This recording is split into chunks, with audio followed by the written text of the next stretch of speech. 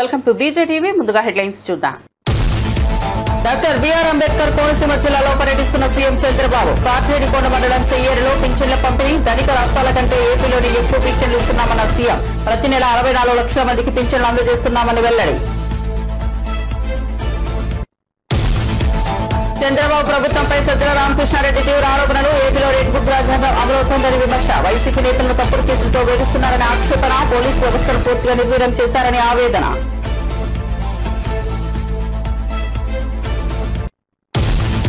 Indira park వద్ద నిరసనకు BRS MLC కవిత పిలుపు. మాజీ సీఎం కేసీఆర్ కు కాళేశ్వరం కమిషన్ నోటీసులు. నిరసన తెలుపుతూ ఎమ్మెల్సీ కవిత పిలుపు.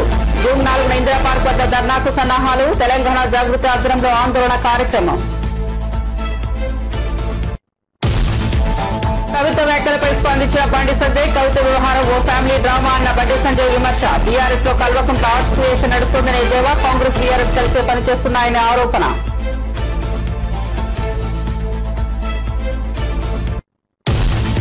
ఆపరేషన్ సింధు ద్వారా ఉగ్రవాదులతో పాటు వారు భారీ మూల్యం చెల్లించుకుంటున్నారన్న నరేంద్ర మోదీ. పహల్గామ్ దాడికి ప్రతీకారంగా ఆపరేషన్ సింధు. ఉగ్రవాదులను పోషించే వారికి భారీ మూల్యం తప్పదని ప్రధాని హెచ్చరిక. రాణి అహలాబాయి 300వ జయంతి వేడుకల్లో ప్రధాని మోదీ ప్రసంగం.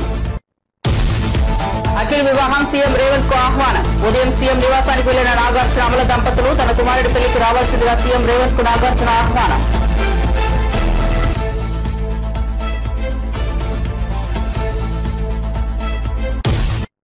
ఇక వార్త వివరాల్లోకి వెళ్తే ముఖ్యమంత్రి చంద్రబాబు డాక్టర్ బిఆర్ అంబేద్కర్ కోనసీమలో పర్యటిస్తున్నారు. బొమ్మిడివరం నియోజకవర్గం కాట్రేడికొండ మండలం చెయ్యేరులో పింఛన్ల పంపిణీలో పాల్గొన్నారు. లబ్ధిదారుల ఇళ్లకు వెళ్లి పింఛన్లు అందజేశారు. అనంతరం చెయ్యేరులో ఏర్పాటు చేసిన సభలో సీఎం చంద్రబాబు మాట్లాడారు.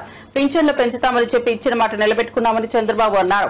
ఇచ్చిన హామీ ప్రకారం పింఛన్లు 3000 నుంచి 4000కు పెంచామని తెలిపారు. కూటమి ప్రభుత్వం అధికారంలోకి వచ్చిన ఏడాది కాలంలోనే పింఛన్ల కోసం 34,000 కోట్లు ఖర్చు చేసినట్లు చెప్పారు. పేదలకు ఎప్పటికప్పుడు పింఛన్లు పెంచిన ఘనత టీడీపీకే దక్కుతుందని ముఖ్యమంత్రి అన్నారు. 3 నెలలకు ఒకసారి ఇచ్చే పింఛన్లలో అదనంగా 9,176 మందికి ఇచ్చామన్నారు. దేశంలోని మరే ఇతర రాష్ట్రంలో ఈ స్థాయిలో పింఛన్లు ఇవ్వడం లేదని తెలిపారు.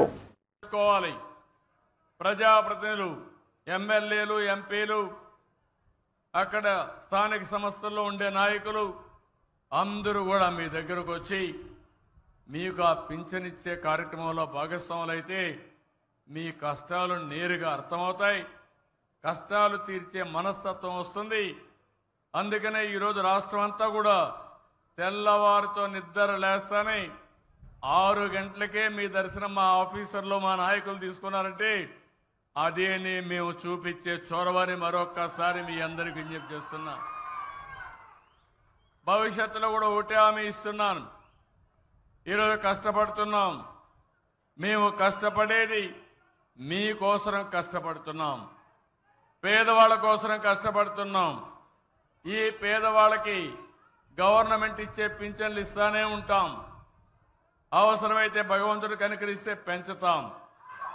అదే సమయంలో ఇంకో పక్క చేప ఇవ్వడమే కాదు, చేపను పట్టుకునే విధానం నేర్పిస్తాం. మీ అందరికీ మీ ఆదాయాన్ని పెంచుతానని మరొక్కసారి హామీ ఇస్తున్నా. ఈరోజు మీరు చూస్తే ఇంత మునుపు ఒక నెల కానీ ఎవరైనా వచ్చి తీసుకోకపోతే వాళ్ళకు పింఛన్ ఇచ్చేవాళ్ళు కాదు, ఎగ్గొట్టేవాళ్ళు. ఎక్కడుంటే అక్కడ పింఛన్ ఇవ్వడం. రెండోది, ఒక నెల తీసుకోకపోతే 2వ నెల, 3 నెలలు, ఆ మారిగా 3 నెలల వరకు పింఛన్లు ఇచ్చే కార్యక్రమానికి శ్రీకారం చుట్టాం. ఇంకో పక్క మీరు చూస్తే ఎవరైనా ఆడబిడ్డలు మీరంతా ఉన్నారు ఇక్కడ, భర్త చనిపోతే ఆటోమేటిక్గా భార్యకు పింఛనిచ్చే విధానానికి శ్రీకారం చుట్టాను. వీటన్నింటి వల్ల చాలా వరకు వెసులుబాటు వస్తూ ఉంది. 3 నెలలకు ఒకసారి ఇచ్చే పింఛన్లో అదనంగా 9,176 మందికి ఇచ్చాం. ఈ విధంగా మీరు చూస్తే దగ్గర 2 నెలల్లో ఇచ్చే వాళ్ళకి 1,12,22,975 మందికి ఇచ్చాం. అంటే ఇవన్నీ కూడా ఒక 150 కోట్లు, 200 కోట్లు ఎక్కువ అవుతుంది. 200 కోట్లు ఎక్కువైనా పర్వాలేదు. ఏ పేదవాడు ఈ రాష్ట్రంలో ఇబ్బంది పడకూడదు. ఒక నెల ఎక్కడన్నా బయట పోయినా మళ్ళీ స్వేచ్ఛగా వచ్చి 3వ నెల వరకు తీసుకునే స్వేచ్ఛను అధికారాన్ని మీకు ఇచ్చామని చెప్పి కూడా నేను మీకు తెలియజేస్తున్నా. ఈ రోజు రాష్ట్రంలో చంద్రబాబు నాయుడు నేతృత్వంలోని ప్రభుత్వం అధికారంలోకి వచ్చిన ఏడాది కాలంలోనే రెడ్ బుక్ రాజ్యాంగం పేరుతో ఒక నూతన అప్రజాస్వామిక పాలన సాగిస్తోందని వైఎస్ఆర్ కాంగ్రెస్ పార్టీ ప్రధాన కార్యదర్శి సజ్జల రామకృష్ణారెడ్డి తీవ్రస్థాయిలో దుర్వెత్తారు. వ్యవస్థలను పూర్తిగా భ్రష్టు పట్టించి ముఖ్యంగా పోలీస్ యంత్రాంగాన్ని అదుపులో పెట్టుకుని ప్రతిపక్ష నేతలను కార్యకర్తలను తప్పుడు కేసులతో వేధిస్తున్నారని ఆయన ఆరోపించారు. శనివారం ఆయన మీడియాతో మాట్లాడుతూ చంద్రబాబు ప్రభుత్వం అధికారంలోకి వచ్చినప్పటి నుంచి రాష్ట్రంలో ప్రజాస్వామ్య విలువలకు పాతరేస్తున్నారని విమర్శించారు. మేము వస్తే రెడ్ బుక్ రాజ్యాంగం ఉంటుంది, రెడ్ బుక్ పాలన ఉంటుందని ఎన్నికలకు ముందే ప్రకటించారు. అదేదో మాటలకే పరిమితం అనుకున్నాం, కానీ ఇప్పుడు దాని పర్యవసానాలు చూస్తున్నామని సజ్జల అన్నారు. వైఎస్ఆర్సీపీ సీనియర్ నేత మాజీ మంత్రి కాకాని గోవర్ధన్ రెడ్డిపై ఇటీవల నమోదు చేసిన కేసు ఈ కోవలకే వస్తుందని ఆయన పేర్కొన్నారు. జైల్లో వేయడం అది సోషల్ మీడియాతో మొదలై నాయకులు అందరినీ తిరుక్కొని పరాకాష్ఠకి ఏదైతే భయపడుతున్నామో అది జరుగుతుంది. సామాన్య ప్రజలు కూడా దానికి పూర్తిగా ఇదే. ఒక్కసారి నీకు వ్యవస్థ దెబ్బతిన్నాక, విశృంఖలత్వం వచ్చాక, ఎవరికి జవాబుదారీతనం లేనప్పుడు ఏం జరుగుతుంది అనేది ఏడాది తర్వాత చూస్తున్నాం. దీనికి ఇలా వీళ్లు చేయడం వల్ల ఏదో సాధిస్తారనుకుంటే అది పొరపాటు. ఒక నెల రోజులో 2 నెలల్లో నాయకులను, కార్యకర్తలను, సోషల్ మీడియా యాక్టివిస్టులను ఇంకోను జైల్లో పెట్టచ్చు. కానీ బయటకు వచ్చేసరికి ఎలా తయారవుతున్నారంటే మరింత గట్టిగా తయారై వస్తున్నారు. వైఎస్ఆర్సీపీ మరింత బలపడుతోంది.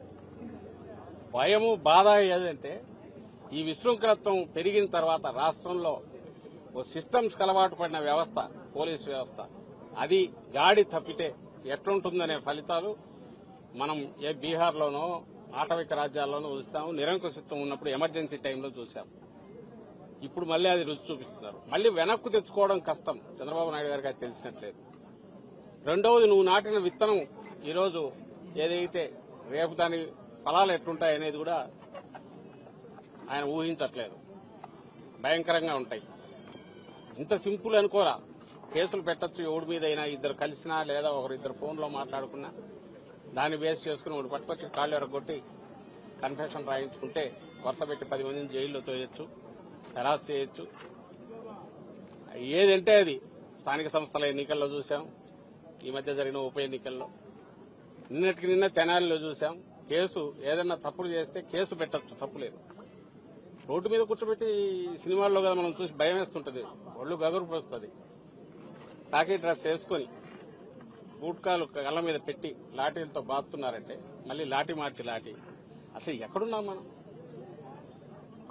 ఇదంతా దేని ఫలితం అంటే ఏడాది క్రితం వచ్చిన వీళ్ళ రెడ్ బుక్ పాలన ఫలితం. నిన్న చూశాను, అసలు ఎక్కడున్నామో కూడా అర్థం కాలే. ఈ జిల్లాలో కావలిలో ఎక్కడో ఏదో స్టేజ్ మీద మొత్తం బట్టలు లేకుండా డాన్స్ చేస్తున్నారు. అసలు దానికి ఎక్కడ ఇంతవరకు ఎప్పుడు ఇట్లా జరగల. ఎక్కడన్నా కొండల్లోనో ప్రైవేట్ గెస్ట్ హౌస్లోనో ఎక్కడైనా జరిగితే ఏమని అనుకోవచ్చు. కాళేశ్వరం ప్రాజెక్టుకు సంబంధించి బీఆర్ఎస్ అధినేత మాజీ ముఖ్యమంత్రి కేసీఆర్ కు జ్యుడిషియల్ కమిషన్ నోటీసులు జారీ చేయడంపై ఆ పార్టీ ఎమ్మెల్సీ కల్వకుంట్ల కవిత తీవ్రంగా స్పందించారు.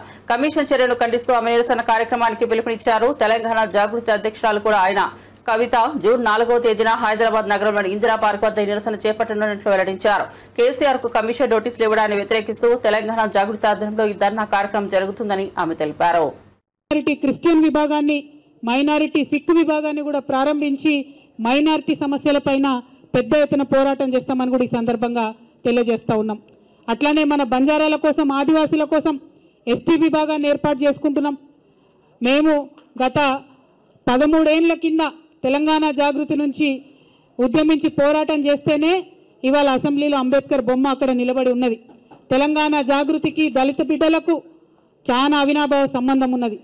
అందుకే సపరేట్గా ఒక ఎస్సీ విభాగాన్ని కూడా ఏర్పాటు చేసి దళితులకు ఉండేటటువంటి సమస్యల మీద పోరాటం చేస్తామని ఈ సందర్భంగా నిర్ణయం తీసుకుంటా ఉన్నాం. అదేవిధంగా మరి అనేకమైన అంశాలు మేము పనిచేస్తూ వచ్చినాం, ఇక ముందు కూడా పనిచేస్తాం. మేము పనిచేస్తుంటే ఓర్వలేనటువంటి కొంతమంది మరి చాలా మాటలు మాట్లాడుతూ ఉన్నారు. వారందరి ఆశల్ని అడియాశలు చేస్తూ నేను ఇవాళ ఒక ప్రకటన చేస్తూ ఉన్నాను. కేసీఆర్ గారికి 2 కళ్ళలాగా ఒక కన్ను బీఆర్ఎస్ అయితే ఇంకో కన్ను జాగృతి అయి నిలబడుతుందని చెప్పి ఈ సందర్భంగా మేము తెలియజేస్తూ ఉన్నాం. కేసీఆర్ గారి మీద కేసీఆర్ గారి మీద ఈగ వాలితే కూడా ఊరుకోము.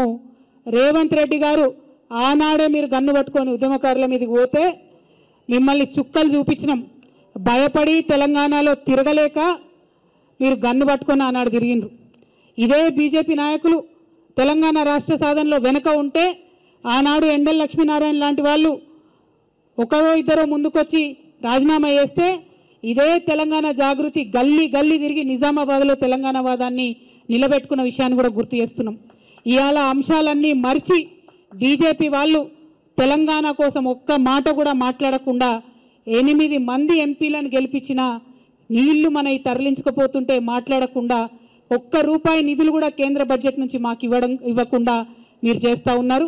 ఖచ్చితంగా బీజేపీ వాళ్ళు ఒకవేళ బీసీ బిల్లు మీద మీరు ముందడుగేయపోయినా గోదావరి జలాలలో మన వాటాను కాపాడకపోయినా మళ్ళీ తెలంగాణ జాగృతి పవర్ ఏందో ఖచ్చితంగా చూపిస్తాం అని చెప్పి ఈ సందర్భంగా తెలియజేస్తూ మరి ఇన్ని రోజులు అనేకమైన అంశాల మీద పోరాటం చేసినటువంటి జాగృతి సంస్థ ఇంకా పెద్ద ఎత్తున విస్తరించుకొని తెలంగాణ ప్రజల దీవెనలతోని ముందుకు వెళ్తామని ఈ సందర్భంగా తెలియజేస్తూ మరి మేము కొత్త ఆఫీస్ ఇక్కడ ఏర్పాటు చేసుకున్న సందర్భంగా తెలంగాణ తల్లులందరి దీవెన కూడా మాకు ఉండాలని చెప్పి బీఆర్ఎస్ ఎమ్మెల్సీ కల్వకుంట్ల కవిత చుట్టూ జరుగుతున్న పరిణామాలు కేవలం కుటుంబ నాటకమని కేంద్ర సహాయ మంత్రి బండి సంజయ్ విమర్శించారు. తెలంగాణలో కల్వకుంట్ల ఆర్ట్స్ క్రియేషన్ పేరుతో ఒక నాటకం నడుస్తోందని ఎద్దేవా చేశారు. బీఆర్ఎస్ లో ప్రస్తుతం చార్పత్త ఆట సాగుతోందని ఈ కల్వకుంట్ల సినిమాకు కాంగ్రెస్ పార్టీ ప్రొడక్షన్ బాధ్యతలు చూస్తోందని ఆయన ఆరోపించారు. ఈ సందర్భంగా బండి సంజయ్ మాట్లాడుతూ బీజేపీ బీఆర్ఎస్ ఎప్పటికీ ఒకటి కాలేవని అన్నారు. కవిత అరెస్ట్ కాకుండా ఉండేందుకు తమ పార్టీతో కలిసేందుకు బీఆర్ఎస్ నేతలు ప్రయత్నాలు చేశారు. అయితే అవినీతికి పాల్పడిన ఆ పార్టీతో తమ పార్టీ ఎట్టి పరిస్థితుల్లోనూ కలవదని స్పష్టం చేశారు. కాంగ్రెస్ బీఆర్ఎస్ పార్టీలు మాత్రమే గతంలోనూ ఇప్పుడు కూడా కలిసి పనిచేశాయని ఆయన పునరుద్ఘాటించారు. ఇప్పుడు కాంగ్రెస్ పార్టీ అంత పొలిటికల్ డ్రామా అంతా కాంగ్రెస్ పార్టీదే. ఆ కవిత విషయం కూడా కాంగ్రెస్ పార్టీదే. కల్వకుంట్ల ఆర్ట్స్ క్రియేషన్స్ ఆధ్వర్యంలో సినిమా నడుస్తుంది తెలంగాణ రాష్ట్రంలో. తీన్ పత్తా చూసారు చాలా మంది, తీన్ పత్తా పత్తల ఇప్పుడు చార్ పత్తా ఆట నడుస్తుంది తెలంగాణ రాష్ట్రంలో. కల్వకుంట్ల ఆర్ట్స్ క్రియేషన్ ఆధ్వర్యంలో చార్ పత్తా ఆట నడుస్తుంది. హరీష్ రావు గారు, కవిత గారు, కేటీఆర్ గారు, సంతోష్ రావు గారు చార్ పత్తా ఆట నడుస్తున్నది. దీనిలో కేసీఆర్ గారు జోకర్ ప్లేస్ లో పెట్టారు. దీంతో ఇప్పుడు ఈ చర్చతోని, ఈ కవిత చర్చను దీంతో తెలంగాణ రాష్ట్రంలో లాభం జరుగుతుందని చెప్పండి. ఇదో సమస్య అనేది తెలంగాణ రాష్ట్ర ప్రజలు తెలంగాణ రాష్ట్రంలో మీడియాలో డిబేట్ పెట్టి చర్చించే సమస్య అని చెప్పండి. ఇంకా 6 గ్యారెంటీల గురించి చర్చ జరగాలి లెటర్లు చిట్ చాట్ల పేరుతోని ఇదేం పద్ధతి? వాళ్ళ బీఆర్ఎస్ పార్టీని మీరు గతంలో మీరు అబ్జర్వ్ చేయండి. బీఆర్ఎస్ పార్టీకి సంబంధించిన శాసనసభ్యులు చాలా మంది బీజేపీకి టచ్ లోకి వచ్చినప్పుడు బీఆర్ఎస్ పార్టీ ప్రభుత్వం ఆధ్వర్యంలో కేసీఆర్ గారు చేస్తూనే టక్కన మీటింగ్ పెట్టి ఏమన్నా బీజేపీతో కలుస్తున్నామే నాకు కేంద్ర మంత్రి ఇస్తున్నారని చెప్పుకోవడం లేదా? ఒక గదే జిమ్మికులు ఇవన్నీ కూడా. బీఆర్ఎస్ బీజేపీ కలవడం అనేది అసలు బీఆర్ఎస్ మేము ఎందుకు పట్టించుకుంటామన్నా? అది ఫామ్ హౌస్ పార్టీ, కుటుంబ పార్టీ, అవినీతి పార్టీ. కవితక్కను అరెస్ట్ చేయకుండా ఉండాలన్న ఉద్దేశంతో బీఆర్ఎస్ బీజేపీతో కలవడానికి ప్రయత్నం చేసింది. కానీ మేము దరిదాపులో రానియాలి, మేము వాళ్ళని దరిదాపులో రానియాలి బీఆర్ఎస్ పార్టీని. ఈ అవినీతి పార్టీకి అవినీతి వ్యతిరేకం. మేము అవినీతి మచ్చలేకుండా దేశాన్ని పాలిస్తున్నాం. 15 రాష్ట్రాలు 16 రాష్ట్రాలు అవినీతి మచ్చలేని ప్రభుత్వాలను కొనసాగిస్తున్నాం. మేము దాని వ్యతిరేకం. మేము కుటుంబ పాలనకు వ్యతిరేకం. మేము ఈ దేశంలో కాంగ్రెస్ పార్టీ కుటుంబ పాలన వ్యతిరేకంగా ఫైట్ చేస్తున్నాం. కాబట్టి బీఆర్ఎస్ పార్టీని ఏ విధంగా మేము చేసుకుంటాం? కాబట్టి ఈ చార్ పత్తా ఆట గురించి చర్చించాల్సిన అవసరం లేదు. మళ్ళీ ప్రజలకు విజ్ఞప్తి చేస్తున్నా, గౌరవ మీడియా సోదరులకు విజ్ఞప్తి చేస్తున్నా, దయచేసి 6 గ్యారెంటీల గురించి చర్చ జరపండి. ఇది కాంగ్రెస్ ప్రొడక్షన్. దీనికంతా కూడా దీని ప్రొడ్యూసర్ ఎవరంటే Congress party. Congress party producer, దీనికి డైరెక్షన్ కూడా కాంగ్రెస్ పార్టీదే. ప్రొడక్షన్ మాత్రం కల్వకుంట్ల ఆర్ట్స్ ప్రొడక్షన్. సెన్సార్ అది ఇక్కడ స్టేట్ చూస్తున్నారు. సెన్సార్ మార్క్ వస్తే కడిగేస్తాం. అందుకే కడిగేయమంటాను నేను. అందుకే బంజారీ చార్ పత్తా దీంతో ప్రజలకు ఏం లాభం దీంతో అంటున్నాను నేను. అసలే కలుపుకోం. అరే అవినీతి పార్టీ, అది కుటుంబ పార్టీ, ఏ విధంగా కలుపుకుంటాం? ఆ చర్చనే లేదు. మీరు ఒకటే ఆలోచించండి. మేము కలుపుకుంటే ఎప్పుడో కలుపుకుంటాం. కాంగ్రెస్ పార్టీ బీఆర్ఎస్ కలిసి పనిచేసినాయి. కాంగ్రెస్ బీఆర్ఎస్ కలిసి పనిచేసినాయి. ఎన్నికల్లో పోటీ చేసిర్రు, అధికారం కూడా పంచుకున్నారు. మేము ఎప్పుడన్నా పంచుకున్నామా? బీఆర్ఎస్ ను దగ్గరీసే ప్రసక్తి లేదు. మరి చెప్తున్నా, అవినీతి కుటుంబ పార్టీలకు ఎప్పుడు మేము దూరం. పహల్గాంలో ఉగ్రవాదులు జరిపిన దాడికి ప్రతీకారంగా చేపట్టిన ఆపరేషన్ సింధూర్లో భారత నారీశక్తి కీలక పాత్ర పోషించిందని, చర్య ద్వారా ఉగ్రవాదులు తమని వినాశనాన్ని తామే కొని తెచ్చుకున్నారని ప్రధానమంత్రి నరేంద్ర మోదీ అన్నారు. ఈ ఆపరేషన్లో పలువురు మహిళా అధికారులు పాల్గొని ఉగ్రవాదుల ఆచూకీని గల్లంతు చేశారని ఆయన ప్రశంసించారు. రాణి అహల్యాబాయి హెల్కర్ 300వ జయంతి సందర్భంగా భోపాల్లో నిర్వహించిన మహిళా సశక్తీకరణ్ మహాసమ్మేళనంలో ప్రధాని పాల్గొన్నారు. ఈ ఈ సందర్భంగా ఆయన మాట్లాడుతూ ఆపరేషన్ సింధు ద్వారా ఉగ్రవాదులే కాకుండా వారిని పోషించే వారు కూడా భారీ మూల్యం చెల్లించుకోవాల్సి వస్తుందని భారత్ ప్రపంచానికి స్పష్టం చేసిందని ప్రధాని పేర్కొన్నారు.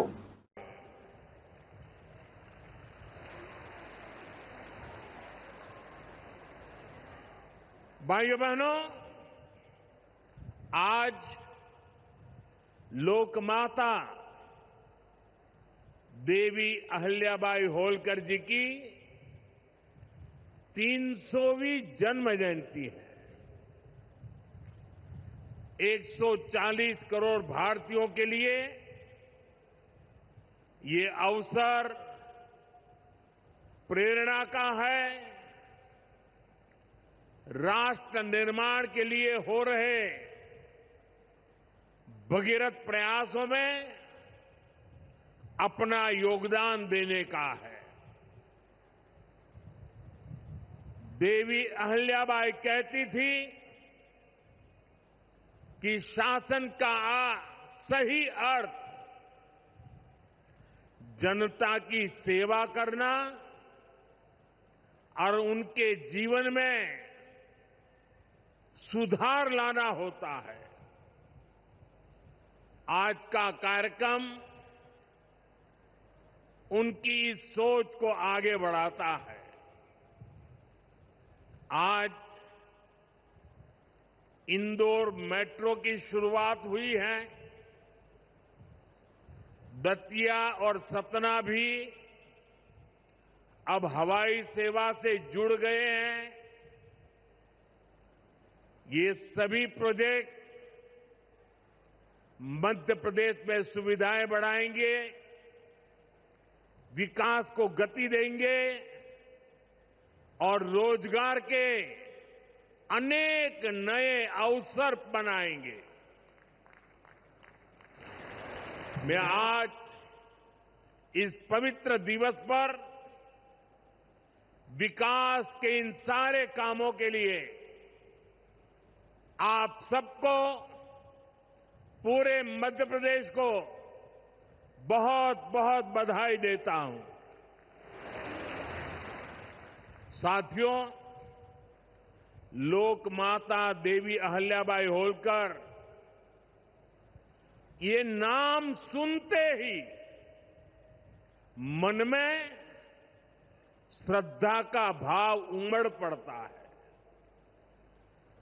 అక్కినేని ఇంట మరోసారి పెళ్లి బాజాలు మోగురున్నాయి. గతేడాది నాగార్జున పెద్ద కుమారుడు నాగార్జున శోభిత వివాహ బంధంలోకి అడుగుపెట్టిన విషయం తెలిసిందే. ఇప్పుడు ఆయన చిన్న కొడుకు అఖిల్ కూడా పెళ్లి చేసుకోబోతున్నారు. ప్రముఖ బిజినెస్ మ్యాన్ జుల్ఫీ లౌడ్ కుమార్తె జైనబ్ తో గతేడాది నవంబర్ 26న అఖిల్ నిశ్చితార్థం జరిగింది.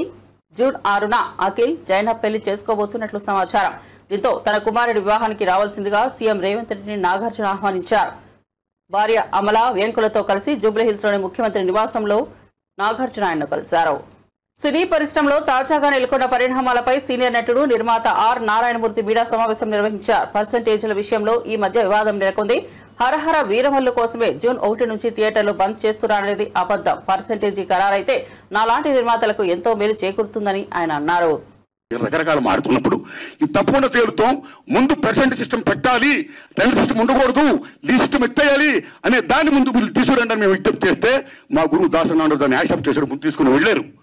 కానీ ఫలప్రదం కాల, ఇంప్లిమెంట్ కాల. లాటర్ ఆఫ్ ఇండస్ట్రీ పెద్ద చిరంజీవి గారికి వెళ్ళాం, ఇది ఇష్యూ మీద రైట్ చేశాం, విజ్ఞప్తి చేశాం. టికెట్స్ రేస్ పెంచుద్దని చెప్పడం విషయంలో కానీ ఈ ఇష్యూలో కానీ ఆయన కృషి చేశాడు, మరీ ఫలప్రదం కాల. So this is a very big issue.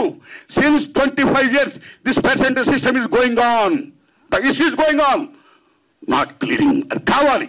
అలాంటిది ఇవాళ పర్సెంటేజ్ సిస్టమ్ కొలుక్కొచ్చే దశలో హరిహరి వీరమ్మలకి దీనికి ఒక లింకప్ పెట్టి ఏం సంబంధం అండి? ఏమీ సంబంధం లేదు. ఈ రకంగా దాన్ని చేస్తారని చెప్పి ఈ పర్సెంటేజ్ సిస్టమ్ అనే ఇష్యూని పక్క తోసేసేసి హరిహరి వీరమ్మను ఫోకస్ చేయడం అంటే ఎంత దూరం ఉండేది?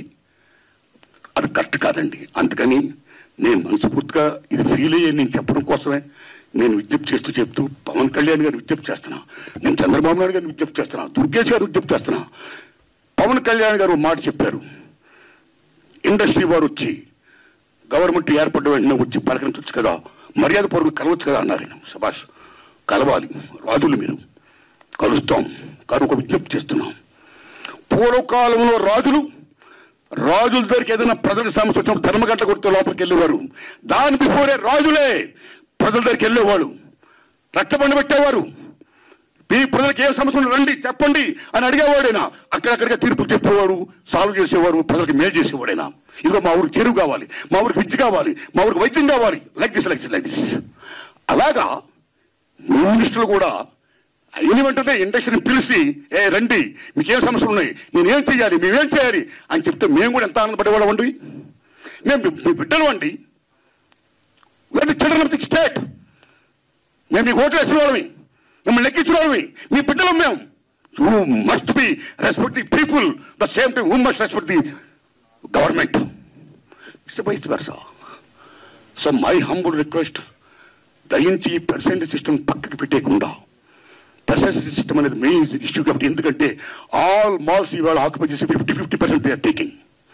కార్పొరేట్ సెటప్తో కూడుకుని ప్రైవేట్ సంస్థలు ఏమైతే ఉన్నాయో ఆ కార్పొరేట్స్ అందరూ కూడా they are getting 50%. But single థియేటర్కి ఏమైంది? సింగిల్ థియేటర్ అందరూ మనవాళ్ళు ఎక్కినవాళ్ళు, ఒక ఫ్యాషన్తో కట్టుకున్నవాళ్ళు, ఈ తల్లిని నమ్ముకున్నవాళ్ళు. సినిమా అంటేనే తల్లి తండ్రి నిర్మాత తీసేవాడు, చూసేవాడు, ప్రేక్షకుడు దేవుడు, ఇద్దరికి మధ్య సంధానంగా చూపించే తల్లి సినిమా హాల్ ఓ దేవాలయం. ఆ దేవాలయాలు బాగుండాలి. ఇవాళ ఎన్ని దేవాలయాలు అనకాపల్లి జిల్లా పాయకరావుపేట నియోజకవర్గం ఉద్దండపురం గ్రామంలో హోంమంత్రి అనిత పింఛన్ల పంపిణీ కార్యక్రమం చేపట్టారు. మంత్రి స్వయంగా లబ్ధిదారుల ఇళ్లకు వెళ్లి అందజేశారు. గ్రామంలో పర్యటించి సమస్యలను అడిగి తెలుసుకున్నారు. ఈ సందర్భంగా ఓ లబ్ధిదారుని ఇంట్లో హోంమంత్రి తానే స్వయంగా టీ తయారు చేసి అందరికీ ఇచ్చారు. రేవంత్ రెడ్డిపై బీఆర్ఎస్ నేత ఆర్ఎస్ ప్రవీణ్ కుమార్ ఆగ్రహం వ్యక్తం చేశారు. 2 సంవత్సరాలుగా ఎస్సీ గురుకుల విద్యార్థుల సమస్యలను పట్టించుకోకుండా చిన్నచూపు చూపిస్తున్నారంటూ తీవ్ర విమర్శలు చేశారు. తల్లిదండ్రులు తమ పిల్లల సమస్యలు చెప్పేందుకు ఎస్సీ సంక్షేమ భవనానికి వెళ్తే పోలీసులతో తిప్పించేస్తున్నారని మండిపడ్డారు. విద్యార్థుల టాయిలెట్లు కడగడం తప్పేమిటంటూ ఎస్సీ గురుకులాల సొసైటీ సెక్రటరీ అలుగు వర్షిణి చేసిన వ్యాఖ్యలకు తీవ్రంగా స్పందించారు. మీ టాయిలెట్లు మీరే కడుక్కుంటున్నారా అని ప్రశ్నించారు. అలుగు వర్షిణి వ్యాఖ్యలకు దారితీసింది రేవంత్ రెడ్డి ఆదేశాలని ఆరోపించారు. ఎస్సీ వర్గాలపై వివక్షపూరితంగా వ్యవహరిస్తున్నారని నిలదీశారు. బీఆర్ఎస్ తరఫున ప్రజాస్వామ్యంలో ఇలాంటి వైఖరిని సహించబోమని హెచ్చరించారు. మంత్రి, నేను ఇలా రేవంత్ రెడ్డి గారిని సూటిగా ఒకటే ప్రశ్న అడుగుతున్నా. అయ్యా, మీ టాయిలెట్ మీరే కడుక్కుంటున్నారా? మీ ఇళ్లల్లో మీ టాయిలెట్ మీరే కడుక్కుంటున్నారా? మీ పిల్లలు పోయే బడులల్లో పిల్లలు వాళ్ళ టాయిలెట్లు వాళ్ళే కడుగుతా ఉన్నారా? మీ మంత్రులు వాళ్ళ టాయిలెట్లు వాళ్ళే కడుక్కుంటున్నారా? కడుక్కుంటే తప్పేందని మీ అధికారం అంటున్నారు. మరి కడుక్కోవాలి కదా. నేను మొన్న కూడా స్టేట్మెంట్ ఇచ్చిన, రేవంత్ రెడ్డి గారు మీరు ఆదేశాలు ఇచ్చినందుకే ఈ అధికారి చాలా నిర్భయంగా ఎస్సీ వర్గాల మీద వివక్ష చూపుతా ఉన్నది. ఎవరి టాయిలెట్లు కడుక్కోవడానికి వ్యతిరేకం కాదు రేవంత్ రెడ్డి గారు. ఈ దేశం పుట్టక ముందు నుంచి, ఈ మానవాళి ఉన్నప్పటి నుంచి పేద వర్గాలు వాళ్ళ టాయిలెట్లు వాళ్ళే కడుక్కుంటున్నారు. వాళ్ళ టాయిలెట్లే కాదు, సమాజం టాయిలెట్లు అంతా కూడా ఈ దేశంలో వాళ్ళే కడుగుతున్నారు. మీకు తెలియకపోతే తెలుసుకోండి చరిత్ర. ఇవాళ వాళ్ళు ఎన్ని రోజులు రా బాబు ఈ పని, ఎన్ని రోజులు రా ఈ పారిశుద్ధ కార్మికుల పని చేయాలి, ఎన్ని రోజులు ఈ బాంఛన బతుకు ఉండాలి, ఇప్పుడన్నా మాకు మరి విముక్తి రాదా అని చెప్పి ఆనాడు మరి గురుకులాలు పెడితే ఆ గురుకులాలను కేసీఆర్ గారు చరిత్రలో ఎన్నడూ లేని విధంగా 1000 గురుకులాలుగా మార్చి ఈ పేద వర్గాలు, ఎర్ర బస్సు ఎక్కలేని కుటుంబాలు ఎయిర్ బస్ ఎక్కాలి, ఏరోప్లేన్ ఎక్కాలి, విదేశాలకు పోవాలి, ఇంగ్లీషు చదువుకోవాలి. ఉన్నోళ్ళ పిల్లలే కాదు, పేదోళ్ళ పిల్లలు కూడా కంప్యూటర్ ఇంజనీర్లు కావాలి, డాక్టర్లు కావాలి, కలెక్టర్లు కావాలి, ఐపీఎస్లు కావాలి, ఐఏఎస్లు కావాలి, సినిమా యాక్టర్లు కావాలి అని చెప్పి వీళ్ళ కోసం ప్రత్యేకమైన పాఠశాలలు 1000 దాకా పెంచితే, వీళ్ళందరికీ సన్నబియ్యంతో అన్నం పెడితే, వీళ్ళందరినీ ప్రపంచ స్థాయిలో తీసుకపోతే ఇలా కన్నుగొట్టి వివక్షతోని ఒకవైపేమో మీరే అందరికన్నా పెద్ద మాదిగా నేనే అంటారు, అందరికన్నా పెద్ద మాల నేనే అంటారు, నాకన్నా పెద్ద మాదిగా ఎవరు లేరంటారు, దళితుల ఇళ్లలో పండుకున్నా అని చెప్పి యాక్షన్ చేస్తారు, నా ఎంబడి జెండాలు పట్టుకొని తిరిగిందంత దళితులే అంటారు. మళ్ళా ఇంకోవైపు నోటితో నవ్వి నొసటితో వెక్కరించినట్టుగా మీరు ఇలా మీ అధికారితోని ఇలా మీరు నిర్భయంగా నిస్సిగ్గుగా చాలా అవమానకరమైన స్టేట్మెంట్లు ఇప్పిస్తున్నారు. నేను ఒక్కటే ప్రశ్న అడుగుతున్నా, మీ టాయిలెట్ మీరు కడుక్కున్నారా? ఇవాళ హైదరాబాద్ గుల్జార్ హౌస్ అగ్ని ప్రమాదంపై బాధితులు సంచలన విషయాలు బయటపెట్టారు. ఫైర్ సిబ్బంది, అంబులెన్స్ సిబ్బంది నిర్లక్ష్యం వల్లే తమ కుటుంబ సభ్యులను కోల్పోయామని ఆవేదన వ్యక్తం చేశారు. ఉదయం 6:12 ఫోన్ చేసిన 6:45 వచ్చి 8 గంటల వరకు ఎలాంటి సహాయ చర్యలు చేపట్టలేదన్నారు. ఫైర్ ఇంజన్లలో నీళ్లే లేవని, పైపుల్లో రంధ్రాలు ఉన్నట్లు తెలిపారు. అంబులెన్స్ లో ఆక్సిజన్ మాస్కులు కూడా లేవని ఆరోపించారు. ఉస్మానియా ఆసుపత్రిలో ఎఫ్ఐఆర్ వెంటనే చికిత్స చేస్తామన్నారు. 3 చనిపోయారని తెలిపారు. ప్రైవేట్ ఆసుపత్రికి తీసుకెళ్లాలనే విజ్ఞప్తిని అంబులెన్స్ సిబ్బంది పట్టించుకోలేదన్నారు.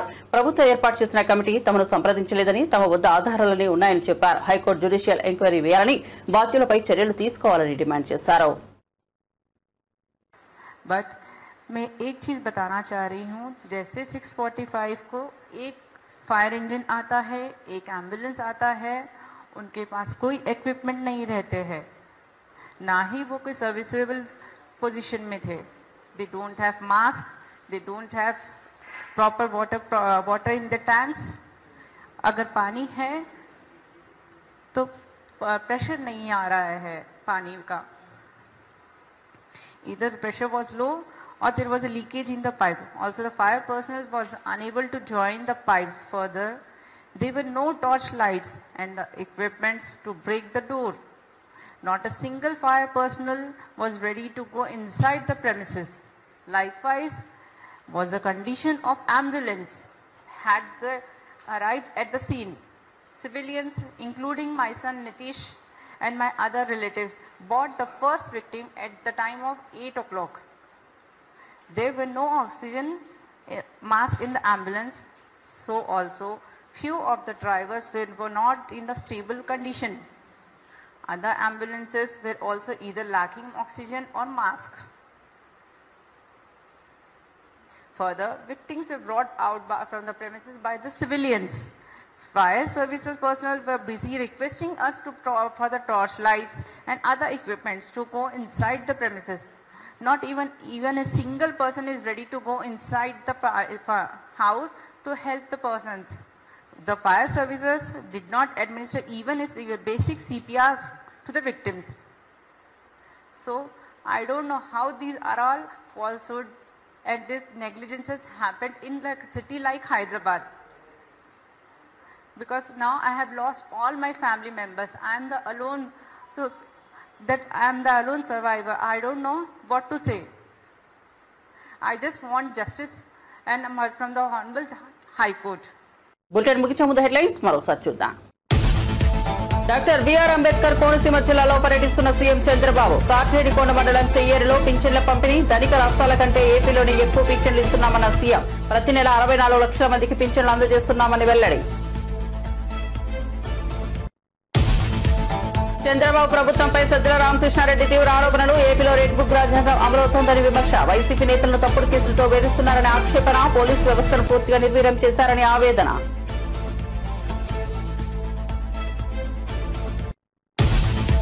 ఇందిరా పార్క్ వద్ద నిరసనకు బీఆర్ఎస్ ఎమ్మెల్సీ కవిత పిలుపు. మాజీ సీఎం కేసీఆర్ కు కాళేశ్వరం కమిషన్ నోటీసులు. నిరసన తెలుపుతూ ఎమ్మెల్సీ కవిత పిలుపు. జూన్ 4న ఇందిరా పార్క్ వద్ద ధర్నాకు సన్నాహాలు. తెలంగాణ జాగృతి ఆధ్వర్యంలో ఆందోళన కార్యక్రమం. కవిత వ్యాఖ్యలపై స్పందించిన బండి సంజయ్. కవిత వ్యవహారం ఓ ఫ్యామిలీ డ్రామా అన్న బండి సంజయ్ విమర్శ. బీఆర్ఎస్ లో కల్వకుంట్ల ఆర్ట్స్ క్రియేషన్ నడుస్తోందనే ఎద్దేవా. కాంగ్రెస్ బీఆర్ఎస్ కలిసే పనిచేస్తున్నాయనే ఆరోపణ.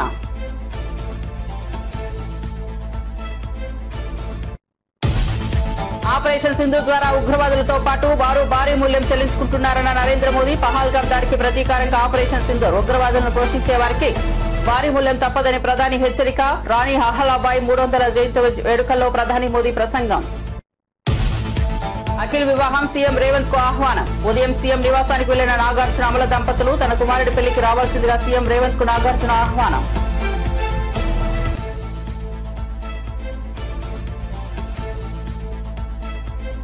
మరిన్ని అప్డేట్స్ కోసం చూస్తూనే ఉండండి బీజేటీవీ.